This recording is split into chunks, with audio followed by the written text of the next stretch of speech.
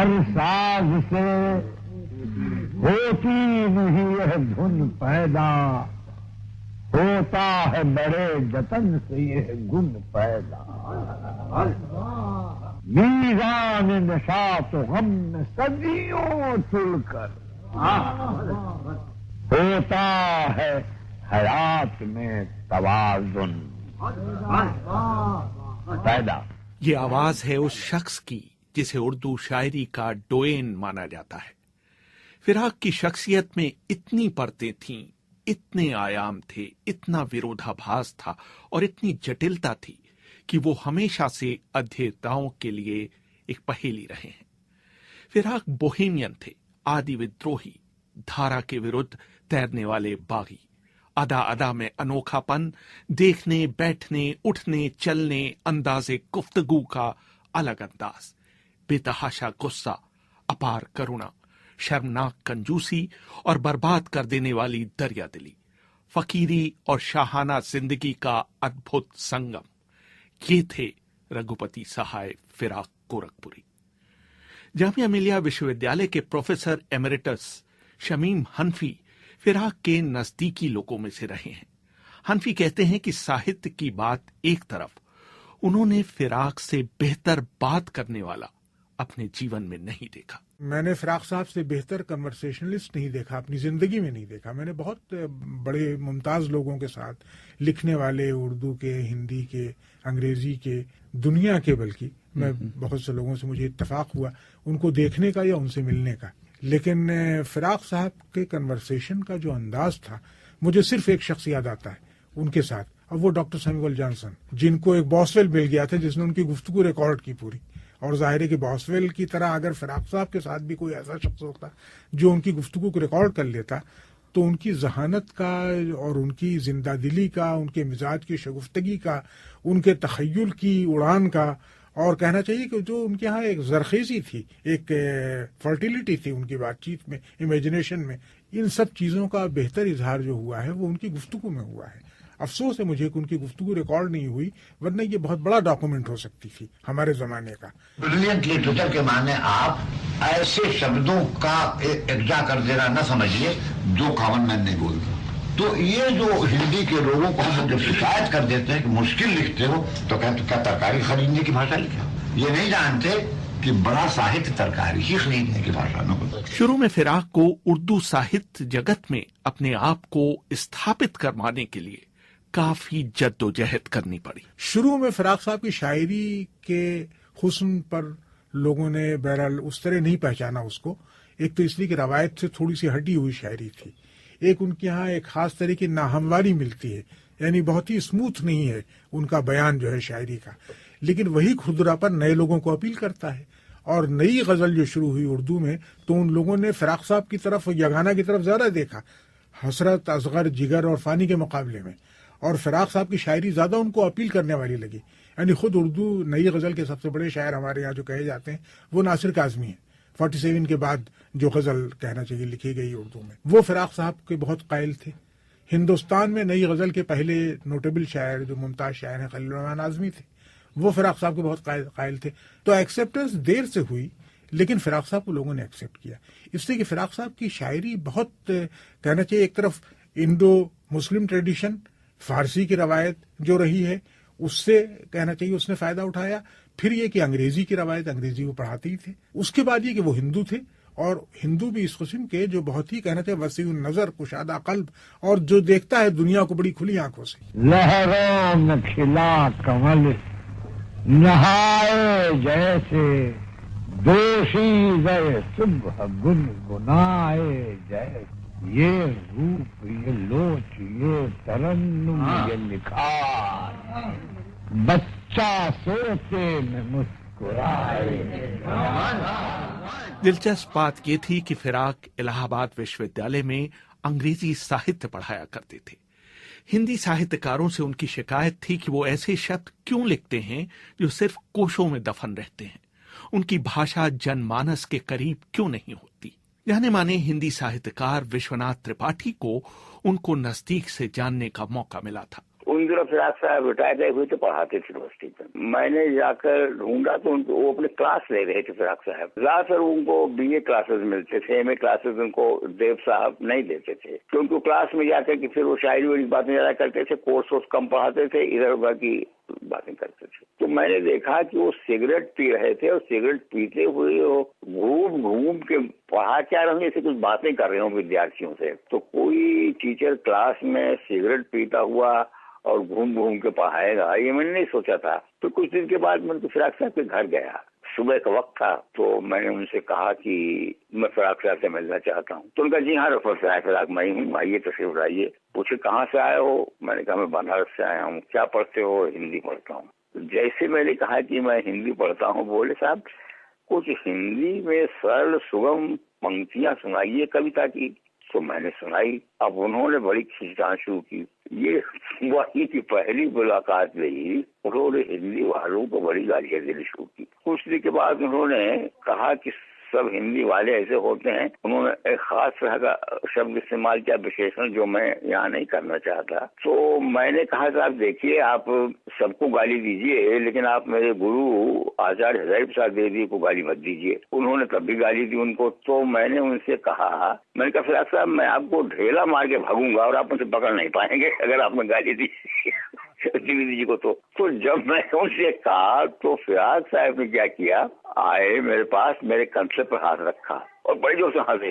अरे बोले पंडित जी तुम तो असली हिंदी वाले मालूम पड़ते हो। हजारी प्रसाद द्विवेदी के निबंधों के बारे में फिराक कहा करते थे कि उनके एक पेज पर 10-10 बार भिन्न भिन्न शब्द का प्रयोग, ऐसा लगता है जैसे एक साथ बहुत सी मक्खियां भिन भिना रही हैं।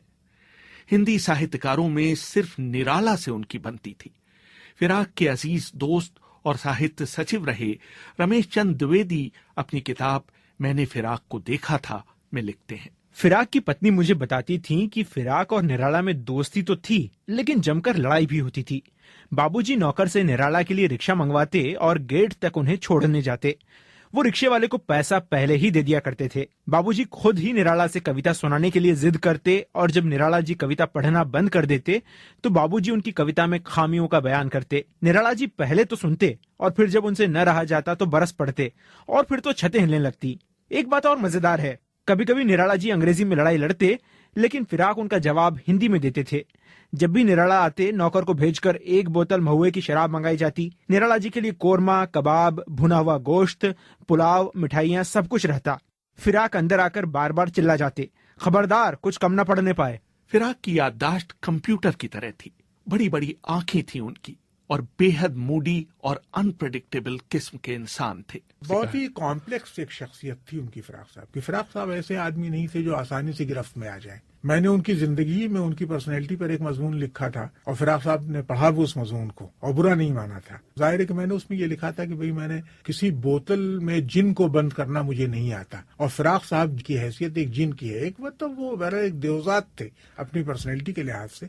उनकी आवाज, उनका हाव भाव, उनके तौर तरीके, उनको जब गुस्सा आ जाए भयानक हो जाते थे वो। यानी एक तरफ उनके यहाँ बहुत ही नरमी और बहुत ही कहना चाहिए मोहब्बत का इजहार भी करते थे, लोगों से ताल्लुक का इजहार भी, और जज्बाती बहुत हो जाते थे। तो इस तरफ उनके यहाँ गुस्सा भी बहुत था। तो वो किसी बात पर, नजरियाती मामलात में भी, ये नहीं कि कोई गुस्सा पर्सनल जाती तौर पर, उसमें भी तो उनके यहाँ आसानी से कबूल नहीं करते थे ऐसी चीज, किसी चीज को जो उनकी समझ में ना आ रही हो, जिसको वो पसंद न करे। तो एक बड़ी कहना चाहिए कि एक गुस्से में और फौल बकना, ये सब भी होता था। उनकी आवाज तो ऐसी थी कि मैं उस जमाने में कई बार मुझे ये इत्तेफाक हुआ है कि जो आप इलाहाबाद में, अगर आपको याद हो, कटरा का चौराहा और वहां पर लक्ष्मी टाकीज का चौराहा, जो फिराक साहब के घर से बहुत करीब था, बैंक रोड से, उस चौराहे पर कई बार ऐसा हुआ कि मैं उधर टहल रहा हूँ या गया हुआ हूँ, और फिराक साहब ने नौकर को आवाज दी तो उनकी आवाज सुनाई देती थी। जिस तरह मुशायरों में वो पढ़ते थे, वो भी एक जादू था। यानी उनको तहतुल लफ्ज पढ़ते हुए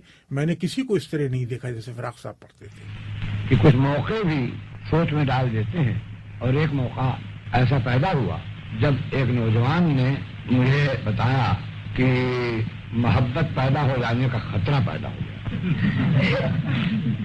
मैं सोचता रहा कि अब इस जो सिचुएशन इसने बताया है उसका हल क्या। मैं शेर सोचने लगा, तो चूंकि सवाल का जवाब नहीं पैदा हुआ था, इसलिए सवालिया अंदाज में शेर ही हो गया। शेर ये हुआ, किसी का कौन हुआ यूं तो उम्र भर, फिर भी ये हुस्न इश्क तो धोखा है सब, मगर फिर हजार बार जमाना इधर से गुजरा है, नई नई सी है कुछ तेजी रह गुजर के। हजार बार जमाना इधर से गुजरा है, नई नई सी है कुछ तेरी रह गुजर के। फिराक जवाहरलाल नेहरू की बहुत इज्जत करते थे। 1948 में जब नेहरू इलाहाबाद आए तो उन्होंने फिराक को मिलने के लिए आनंद भवन बुलवा भेजा। फिराक के भांजे अजय मान सिंह उन पर लिखी किताब Firaq Gorakhpuri the poet of pain and ecstasy में लिखते हैं, फिराक को उस समय बहुत बेइज्जती महसूस हुई जब रिसेप्शनिस्ट ने उनसे कहा कि आप कुर्सी पर बैठें और अपना नाम पर्ची पर लिख दें। इसी आनंद भवन में उन्होंने 4 सालों तक नेहरू के साथ काम किया था।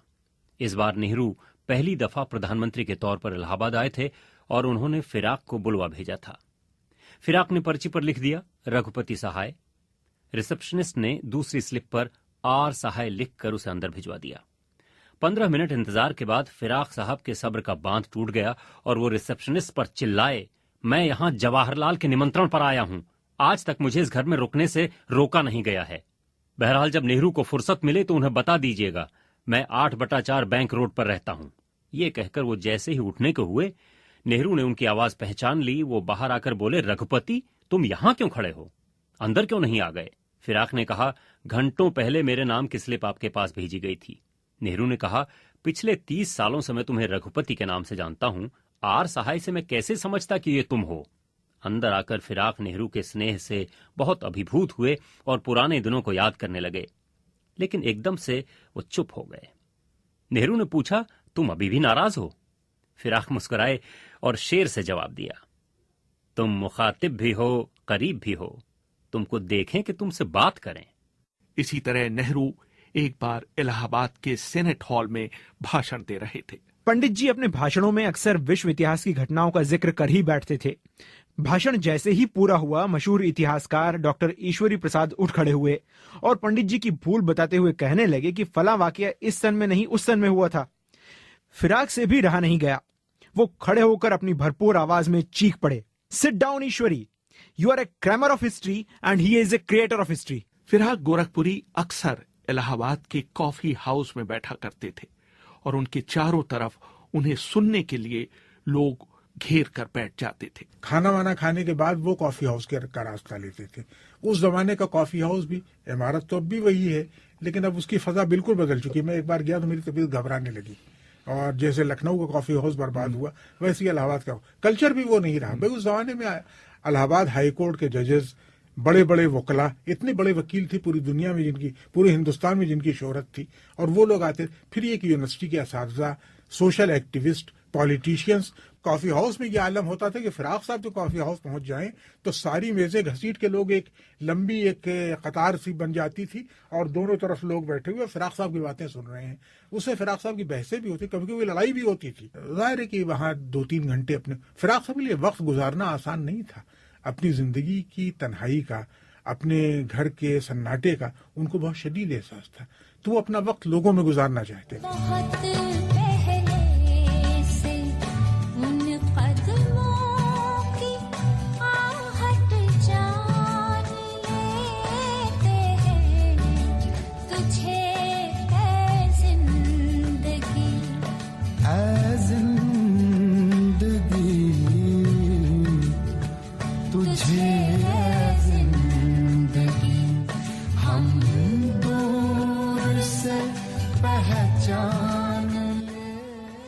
एक बार फिराक के साथ एक मजेदार घटना हुई जो बताती थी कि वो कठोर होने के साथ साथ कितने विनम्र भी हो सकते थे। एक बार जब फिराक साहब दिल्ली गए तो सेना के एक रिटायर्ड अधिकारी कर्नल खां के यहाँ ठहरे।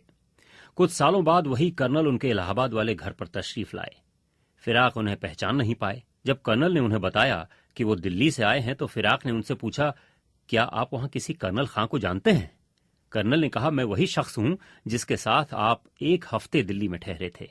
फिराक ने उनसे कहा, आप दरवाजे के पास पड़ी चप्पल उठाइए। हतप्रभ कर्नल ने चप्पल उठा ली और पूछा, मैं इसका क्या करूं? फिराक ने उनके सामने अपना सिर झुकाया और कहा, मेरी गुस्ताखी के लिए मेरे सिर पर ये चप्पलें आप तब तक मारते रहिए जब तक आप थक न जाएं। मैं इतना अभद्र कैसे हो सकता हूं कि आपकी मेहमान नवाजी भूल जाऊं? फिराक एक नई सूरत निकल तो सकती है, फिराक एक नई सूरत निकल तो सकती है। वो आँख कहती है दुनिया बदल तो सकती है। कड़े हैं कोस बहुत मंजिले मुहब्बत के, कड़े हैं कोस बहुत मंजिले मुहब्बत के। मिले न छाँव मगर धूप ढल तो सकती है। 86 वर्ष की आयु में जब वो बीमार पड़े तो उन्हें दिल्ली के all India institute of medical sciences में भर्ती कराया गया। प्रधानमंत्री इंदिरा गांधी उन्हें देखने 2 बार एम्स गईं। उन्होंने इंदिरा गांधी से शिकायत की, ये लोग मुझे सिगरेट नहीं पीने देते। इंदिरा गांधी ने उनसे कहा, आप ठीक हो जाइए, तब आप जितनी मर्जी हो उतनी सिगरेट पीजिएगा। फिराक उस बीमारी से उबर नहीं पाए और 3 मार्च 1982 को इस दुनिया को अलविदा कह गए। टेढ़ थी उनकी शख्सियत में, लेकिन एक बहरहाल एक बड़ी भारी भरकम, लेकिन ये कि एक बड़ी अनयूजुअल शख्सियत थी उनकी, गैर रस्मी शख्सियत थी, आम इंसानों जैसी नहीं थी। वो बातें भी करते थे तो उनकी, चाहे वो दाल के दाम पर गुफ्तगू कर रहे हैं कि बाजार में किस भाव मिल रही है जैसे लेकिन उसमें भी वो एक इमेजिनेशन उनका था। वो ऐसी गुफ्तगू करते थे कि आप भूल जाएंगे कि ये बाजार के मोल भाव पर दाम पर कर रहे हैं। वो उस गुफ्तगू में एक फलसफियाना, एक कहना चाहिए दानिशवराना एक तरह का एंगल भी पैदा कर देते थे।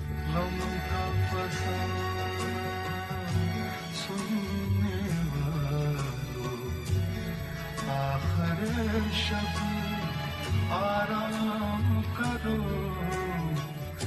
कल ये कहां फिर छेड़ेंगे हम, जरा अब सो ले